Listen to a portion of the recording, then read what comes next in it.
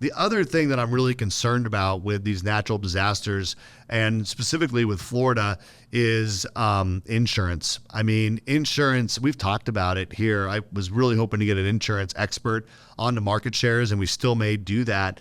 But insurance premiums are crazy. I mean, we saw what happened in California after the wildfires that they had year after year. And, the major insurance companies wanted to increase insurance premiums. And sometimes what happens is you have your insurance commissioners who will limit how much a insurance provider can increase their premiums. And that's a consumer protection thing that they have in place to say, well, you can't raise premiums 40%. You can only do maximum 20%. And those insurance companies will just pull out of doing business in those states.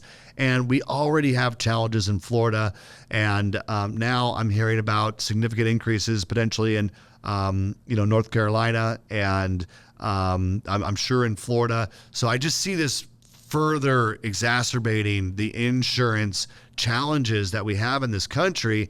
And look, they can try to make up some of their losses through increased premiums in those high risk markets, but also know that they have to spread that cost over all of their insurance, clients as well in other states. So this doesn't just impact these disaster areas. It will impact insurance premiums and continue to put pressure on the insurance industry, I'm sure. So it's just really heart-wrenching to see this happen, not just for the families, the towns, the communities that can be destroyed, but the other impacts that it has. I mean, flood insurance is another one. I mean, most people can't even get flood insurance in Florida right now, where it's very difficult to do so and very expensive if you can get it.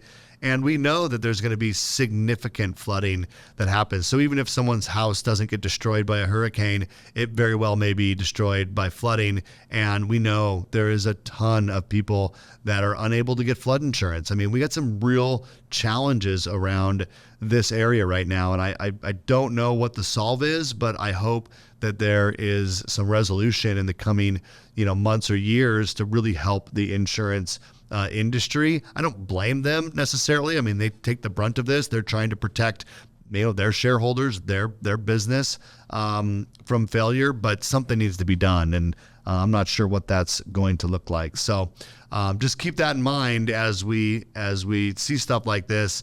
It will have a ripple effect across our industry, and insurance is one of those things that everybody has to have on their house. And when premiums go up, it impacts people's payments just as bad as if their interest rate went up, So it's not great on the insurance front, but I will push to try to find a really good person I can have on here, and we'll talk more about what's going on in the industry and see if there's any, future solutions that we can see coming that might help out.